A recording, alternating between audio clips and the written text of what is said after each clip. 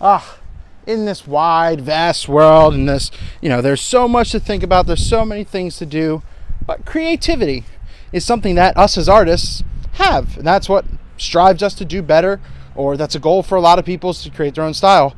So here are 9 tips or 9 things that creative minds like us, you watching, should learn.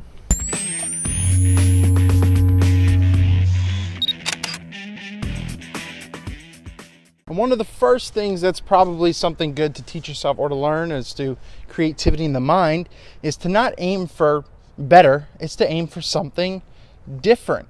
Better just means you're trying just to one-up somebody, and what does that really get you? Something cheesy, something not really better in the end. It just kind of looks stupid. Aim for different. Aim for a different style, a different perspective, a different look, a different lighting style. I can rifle off so many. So don't look for better. No. Look for something different, something more unique, something that you can develop more of a style. Experts aren't the answer to everything. A good expert, mind you, will give you suggestions, will give you tips, stuff to help you along the way. They'll give you a good idea, they'll give you inspiration. But don't ever go to an expert. You can ask an expert, this is what a lot of people run into. You can ask an expert their settings, but you're just going to emulate them. You're not trying to do anything different. So what you need to do is don't expect an expert to do photography for you. First of all, that's impossible and that's stupid because it'd still be their work. So make it your own work. The expert isn't the answer. They're there to teach, they're there to guide, they're there to inspire, not to necessarily just give you settings so you could just go out there and just do them, even though they probably won't work. It's pretty funny to think of it in this way, but the client cannot tell you what they want. They could simply just suggest. What am I saying? You're hired to solve their problem. You're the problem solver as the artist, as a photographer, in a visual manner. So they need something done. They don't know how to do it themselves. They have suggestions, but what do? They hire you. You're their visual eye. You're their aid. You get their thought out of their head and make it much better in regards to quality. So you're there to solve their problem. So they don't know what they want. They can't tell you what they want. They only have suggestions. So make it yourself. For example, I was just at a gym shoot, and I'll put this picture right up here, and the client said, hey, I need a picture of someone doing a pull-up. Well, how do you make that interesting?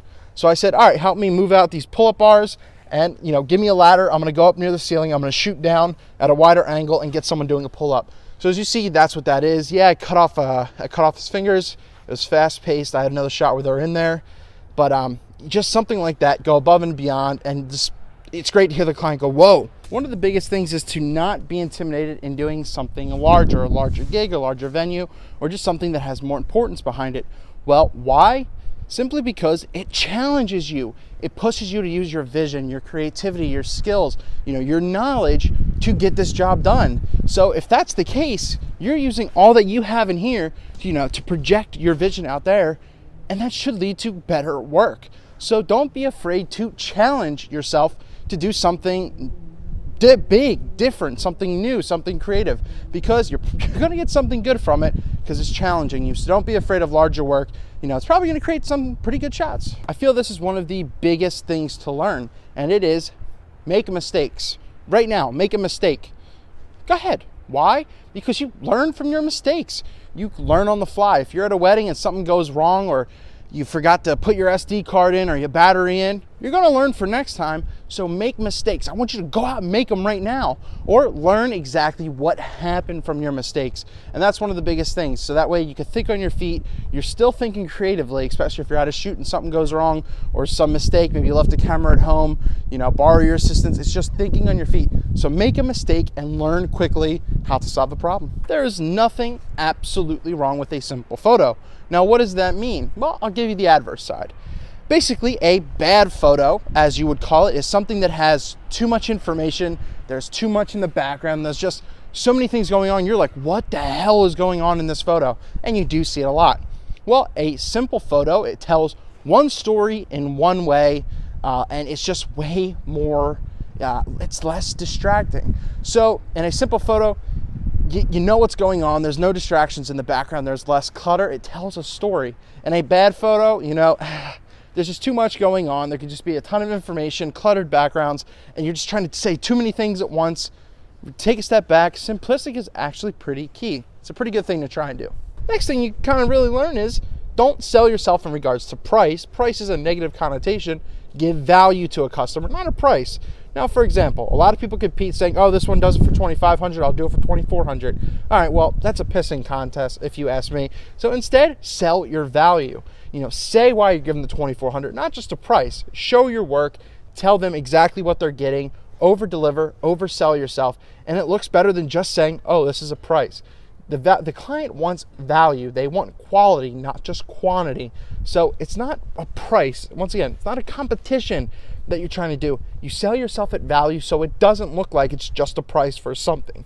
Value, it's what the customer is getting, and that's what's most important. And one of the last tips I'm going to give, it's basically aspire to go shoot with a higher level, a higher standard, photographer than you. That's the best way to learn. It's great to be in these photo groups and everyone to be around the same thing, so you're all learning stuff together, but it's great to want to strive to go shoot with someone above you on the next rung of the ladder or something, because that's the way you're going to learn. You're going to see that big step up. So still be in your local groups and everything, but really try to go with a higher level photographer, if you kind of know what I mean.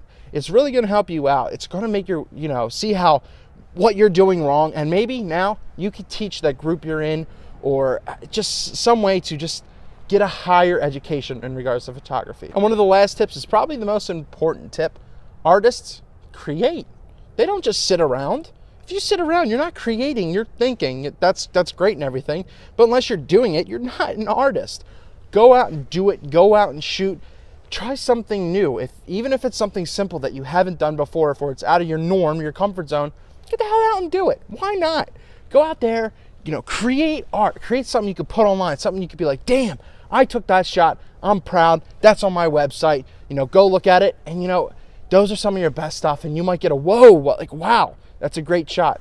So artists create. Go out and create.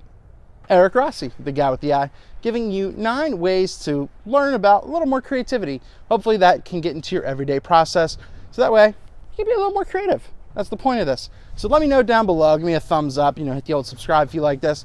There's a lot more to come. And also, if you guys are going to watch this on Wednesday, which is today, I'm posting this, or tomorrow, Thursday, stay tuned for Friday's video. It's going to be a possible giveaway video for 1,000 subs. So we'll get more into that. So hopefully this helped. Here's some tips for you. Think creatively.